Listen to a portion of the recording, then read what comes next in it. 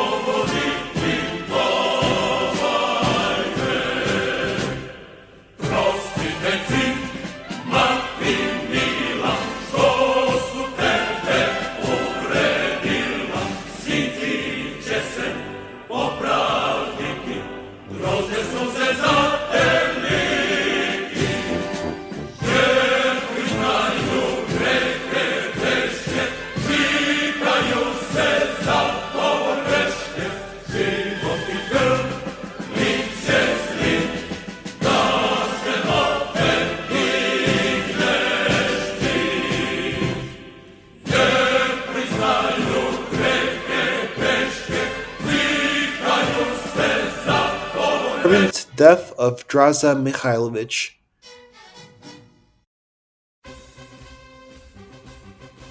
The Civil War ended with the victory of the communists. Drajibu could not accept this, and above all, he could not believe that this had happened. He had continued to fight because in his heart and mind he believed that the communists would destroy and tear apart the country for which his Chetniks were fighting. He packed the necessary things in the bag, closed it, and set off towards Montenegro in the hope that he would reach his forces that remained there to fight. He calculated now that it would take for the topic to arrive, hoping for a 2-week trip as the most acceptable and best scenario for him. Leaving the city, he looked back once more, shedding a small male tear and greeting him, hoping for a victorious return to Belgrade. The journey lasted about 10 days. Draza spent all that time on his feet, making short but invigorating breaks that meant life. Forests appeared in front of him and mountains behind him. He believed that Montenegro was behind them, and he continued to step in their direction. Why are we on patrol today? Shouldn't Svestor and Ilja have been on patrol? Do you want to stop whining every minute about how you have to stand in one place? Do you have to judge me for that? Would you shut up if I told you yes? Fair. The conversation ended immediately, and there was an unpleasant silence that ruined all plans. Do you hear me? What now? The silence bothers you? No, not that. It's like coming out of the woods. It might be a fox or maybe a bear, but he said, "Say what you want, but I'm gonna check." Idiot. He murmured as his friend headed towards the woods. Draza managed to cross the stream and head towards the border when he saw an armed guy, no more than 20 years old, approaching his direction. Draza was a striking figure. It was impossible not to recognize him. The guy raised his rifle and fired one shot, hitting Draza directly in the heart. Grasping his heart, he fell into the mud and dust. "Come here," the guy shouted while Draza let out last signs of life. He was already trying to say something, looking up at the sky, already crying, because he knew it was all over for him. By the time the duo reached him, he was already dead. His eyes closed.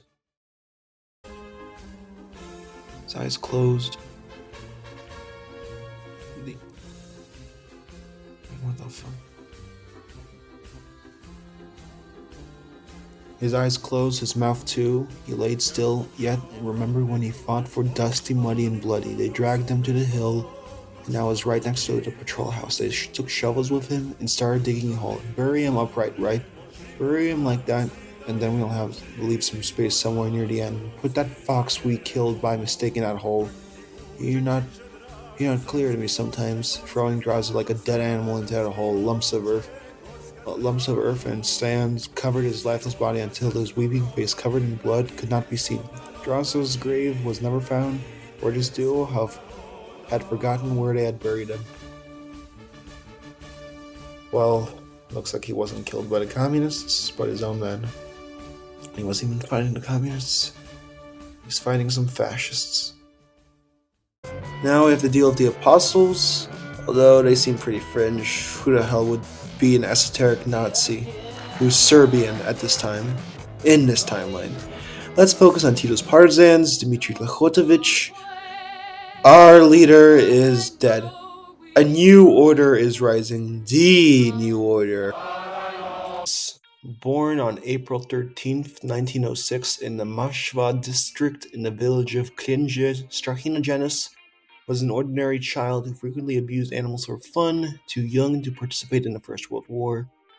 He joined the pre-war Yugoslav army in 1923. By the time he was fired in 1932, he held the rank of officer. He later tried to find a job in the public sector, and in the period from 1936 to 1939, he changed many jobs where he was fired for the same sadistic tendencies, having been described as by many as mentally insane, unstable, aggressive, sadistic, and pathologically disturbed.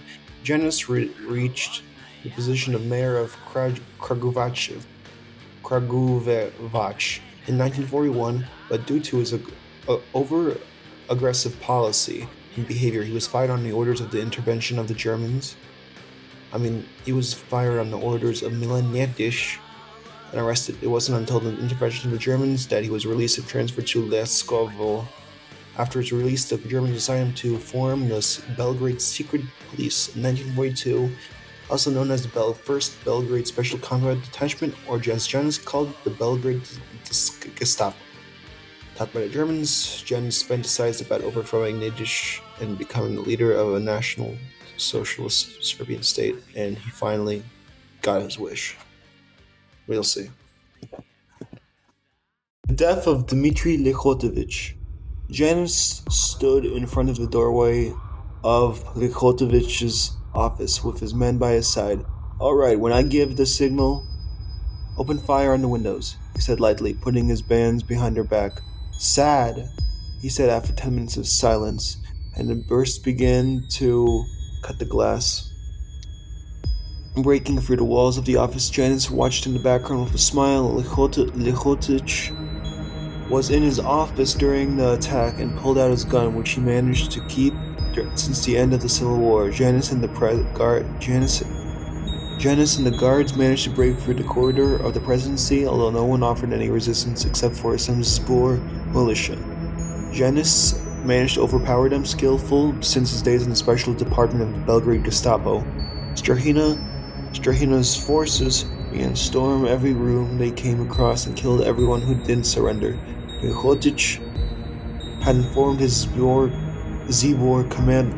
comrades that an attack on the presidency was taking place, but it was too late. Bursting into his office was none other than the notorious sadist, torturer, and murderer, Strahina Janic.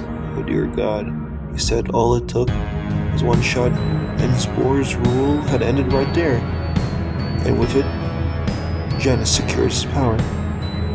Knock knock. And now Dmitry Likhotovich dies. That's the end of the video for today. I'm going to do a next part next time.